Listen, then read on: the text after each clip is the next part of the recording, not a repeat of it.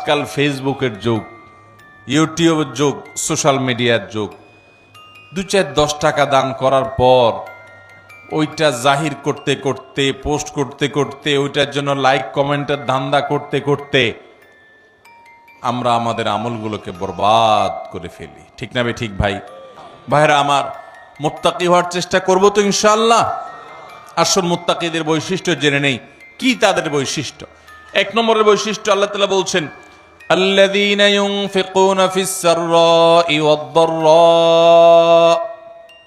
1 নম্বরের বৈশিষ্ট্য হলো তারা সুখে দুঃখে, যখন তাদের সচ্ছলতা থাকে তখন, আবার যখন টাকা পয়সার টানাটানি থাকে তখন, সব সময় তারা আল্লাহকে খুশি করার জন্য যে জায়গায় দান করলে আল্লাহ খুশি হবেন, ভালো কাজে, অসহায় মানুষের সেবায়, মসজিদ মাদ্রাসায়, কল্যাণমূলক কাজে, সাদকায়ে জারিয়ায়, যে কোনো ভালো কাজে আল্লাহকে খুশি করার জন্য দান করে।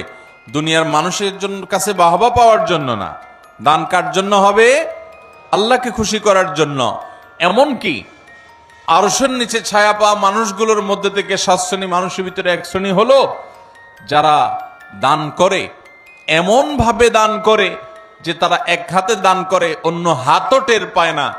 আর আমাদের তো আজকাল আল্লাহ তাআলা কোনো ভালো কাজ করার তৌফিক দিলে, একটু দানের তৌফিক দিলে, আমরা নাম বলতে বলতে, প্রকাশ করতে করতে, নাম ফুটাইতে ফুটাইতে, জাহির করতে করতে ওইটার সওয়াবের আর কিছুই বাকি থাকে না, বরং সেটা শিরকে আসগরের গুনাহে লিপ্ত হয়ে যেতে হয় রিয়া করার কারণে।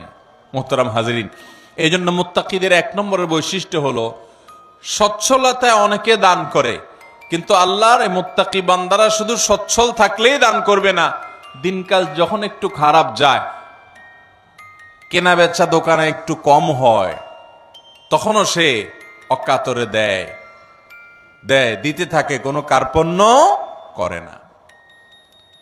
তাহলে এই বৈশিষ্ট্যটা আমাদের, যার মধ্যে যতটুকু ঘাটতি আছে, এই মাহফিল থেকে, মজলিস থেকে আসুন মনে মনে নিয়ত করে নেই যে ইনশাআল্লাহ এখন থেকে আল্লাহ তাআলা আমাকে যতটুকু তৌফিক দিবেন ওখান থেকে আমি কিছু আল্লাহর রাস্তায় দান করব, আল্লাহকে খুশি করবার জন্য দিব। এবং যখন আমদানি ইনকাম অনেক ভালো তখনও দিব, যখন ইনকাম নাই, একেবারে টানাটানি আছে, ওখান থেকে একটু বাঁচিয়ে হলেও দিব। কারণ আল্লাহ তাআলা আমার দানের পরিমাণ দেখবেন না, আল্লাহ দেখবেন আমার সামর্থ্যের তুলনায় আমি কতটুকু করলাম। ঠিক না বে ঠিক?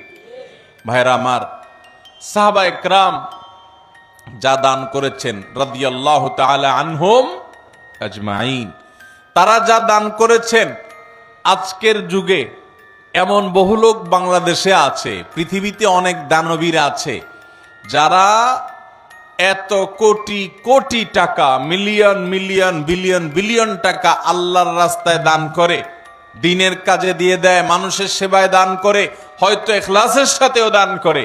পরিমাণ এত বেশি যে সব সাহাবী মিলেও এত টাকা দান করার সুযোগ পান নাই। কথা বুঝেন নাই? সাহাবীদের যুগে এত সহায় সম্পদ তো ছিল না। তারা যা দান করেছেন যদি পরিমাণ একত্র করেন, তাহলে আজকের যুগে এমন বহু পয়সাওয়ালা আছেন যে এক একটা মসজিদ মাদ্রাসার পিছনে 20-50-100 কোটি আরো অনেক বেশি খরচ করে ফেলেছেন। আছে না নাই? দেখা যাবে যে সাহাবায়ে কেরাম সবাই মিলে যা দান করছেন সেগুলোর বাজার মূল্য বের করলে এরকম একজনের দানের সমানও হবে না। এই হলো পরিমাণের অবস্থা। এবার আসেন দেখি ফজিলত এবং মর্যাদার অবস্থা।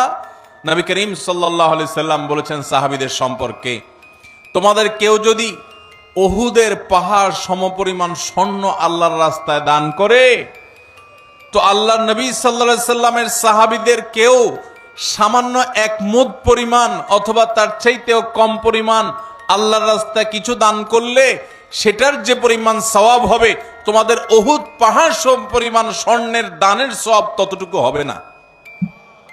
কিসের কারণে ভাই?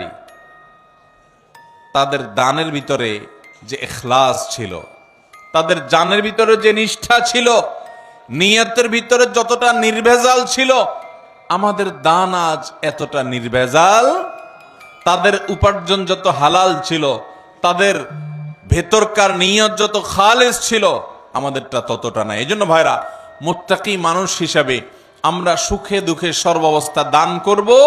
শুধু দান করলে হবে না, আল্লাহকে খুশি করার জন্য দান করব। আর্থিক ইবাদত পয়সা করে দান করলে এই ইবাদতটার মধ্যে ভেজাল বেশি ঢুকে। এই ইবাদতটার মধ্যে ভেজাল কেন ঢুকে? ভেজাল কারণ নিজের ভেতর থেকে নফস বলে, প্রবৃত্তি বলে, মন বলে, এতগুলো টাকা দিয়ে দিলাম, একটা বারের জন্য যদি আমার নামটা ঘোষণা না দেয় কেমন হয়? আমরা একটু বলতে পছন্দ করি, জাহির করতে পছন্দ করি। কিছু মানুষকে শুনাইতে পারলে নিজের কাছে একটু ভালো লাগে যে হ্যাঁ, তারা জানবে আমি দান করছি। এই রোগটা আমাদের মধ্যে আছে না নাই? ভাইরা আমার, এটা কোনো ভালো গুণ না। হ্যাঁ, কোনো ব্যক্তি যদি প্রকাশ্যে দান করে, মজলিসে দাঁড়াইয়া 50,000 1 লাখ টাকা কোনো ভালো কাজে দিবে নিয়ত করেন, তার উদ্দেশ্য থাকে যে আমার এটা শুনে আমার বন্ধু বান্ধব অনেকে আছেন, তারাও অগ্রসর হবে, তাহলে সেটা ভালো। মানুষকে উৎসাহিত করার উদ্দেশ্যে করছি, আমি দানবীর, এটা জানানোর দরকার নেই, এই উদ্দেশ্যে করলে ভালো। কিন্তু ভাইরা আমার, কিছু দান থাকতে হবে যেই দানগুলো আমি জানি, আমার রব জানেন, আমার স্ত্রীও জানেন না, আমার বন্ধু বান্ধবও জানেন না, মা বাবাও জানেন না, ছেলে মেয়েরাও জানেন না। এরকম কিছু দান রাখার চেষ্টা করতে হবে ইনশাআল্লাহ।